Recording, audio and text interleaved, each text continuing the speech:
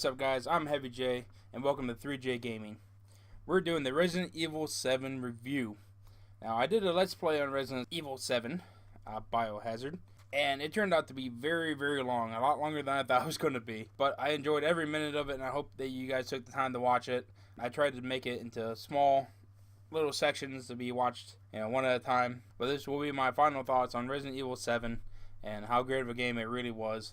I really did enjoy it. It was a great reimagining of the Resident Evil series. Went back to its roots and went back to that survival horror. Do I fight? Do I run? The item management was on point. Like, you really had to consider what to bring with you, like what weapons to use, where to go, how much health to bring. It did a really, really good job about giving you just enough equipment, like just enough supplies in order to survive. I felt it did that beautifully. For the survival aspect of it, the degree of skill itself was a determining factor as well. Like, if you couldn't land headshots and had a hard time getting through a section without wasting all your bullets, like, you were pretty worse off than somebody that could go through a whole area and clear it without using that many bullets, without using all of their shotgun shells. Resident Evil 7 is a true horror as well, not just survival. It had just a pure atmosphere of just creepiness, of that feeling that anything could be anywhere. It had things popping up behind you, it had things popping up in front of you. That not only, like, it wasn't just jump scares either. Just the whole thing was just creepy. It was done really well from beginning to end too. It wasn't just some parts were scary. Now, other parts had more action in them, but the enemies were so dangerous to you that that feeling of, oh crap, I gotta survive, what do I do, like that panicky feeling that you get from horror games, even into the parts where there's a lot of enemies that you had to deal with. And I thought it did very, very well, along with, like, keeping you guessing, like, what was next. They just kept throwing different things at you. Speaking of different things, the puzzles in it were fun and challenging. I really liked them. Some of them were pretty outlandish, and Ethan even states while he's dealing with one of these puzzles, who builds this? Why is this in this house? They weren't too outlandish to be out of place. Challenging and rewarding as well. Like, a lot of the treasure photos rewarded you with steroids, which increase your health, and that was completely worth tracking down that treasure photo.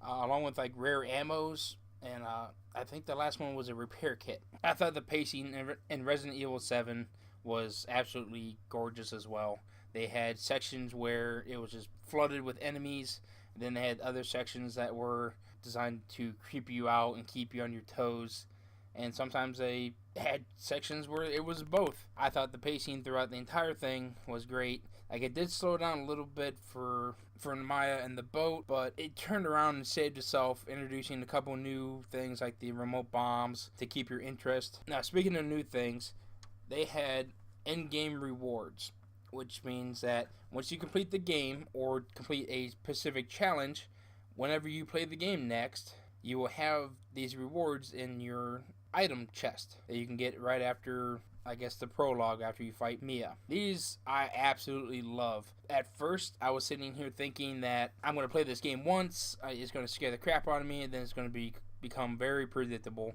I'm going to know where everything is, and I'm going to go through it and not really have much trouble. Because once you get over the creepy factor, the game can be ran through pretty quick. But there's no real reason to, until I learned about these in-game rewards. Now, there's a whole bunch of videos online and stuff, so I won't go into them, but they're fun. They have an aspect to them that you want them. Like, they're that useful. And the most coveted one of all Resident Evils, starting with, I think, 2 with an actual, cheat code, is for infinite ammo. And that right there makes you want to play the whole game again just to get that. So you can walk around with a Magnum and feel like a god. I really liked all the graphics in the game.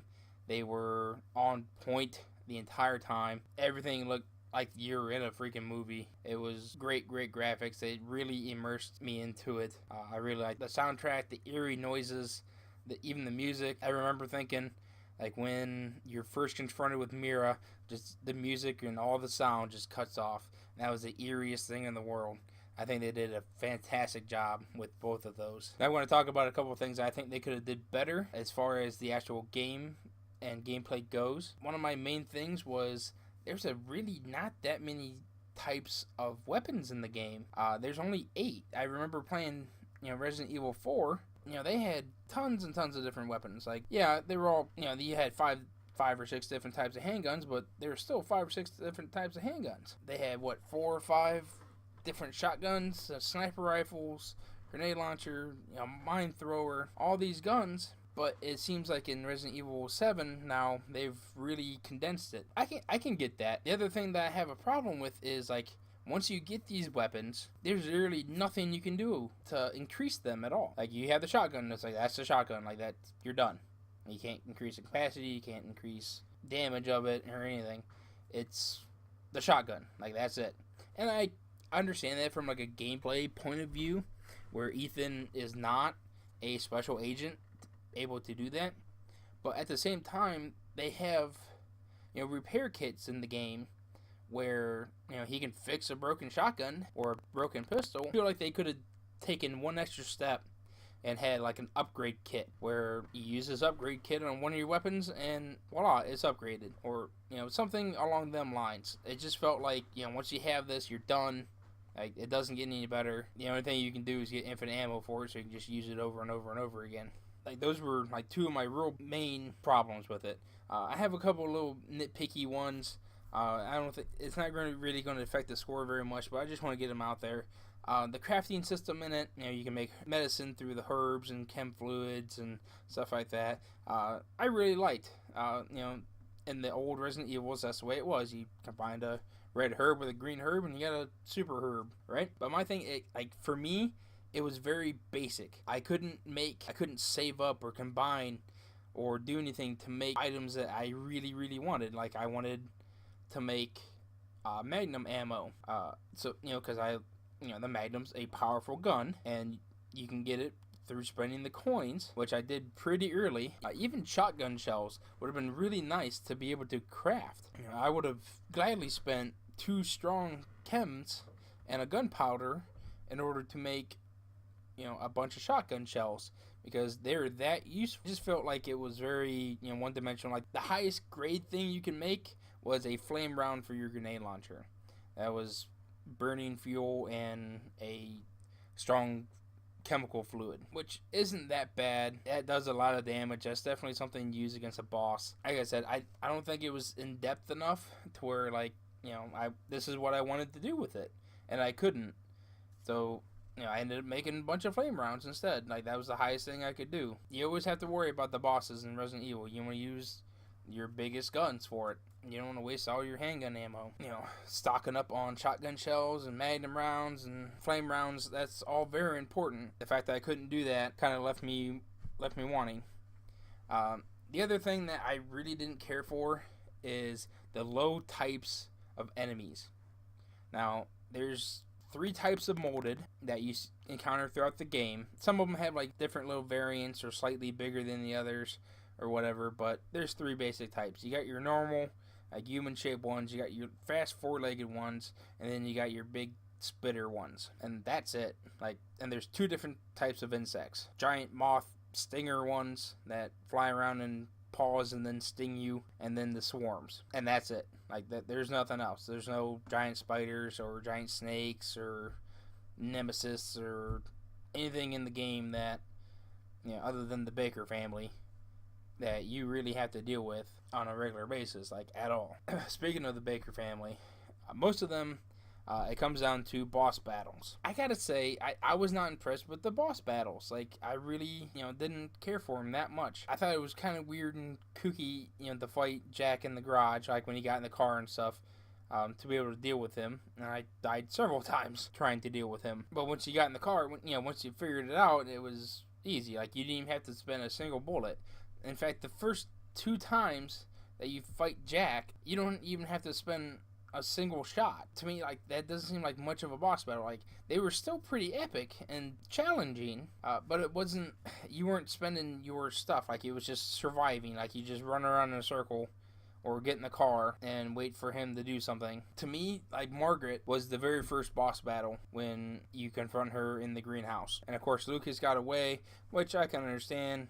I was kind of hoping to get myself a nice collection of Bakers, but you gotta leave something for DLC. Overall, even with my complaints and my little petty minuses to Resident Evil 7, I still thought it was a great game. In fact, I've played through it 4 times since my Let's Play.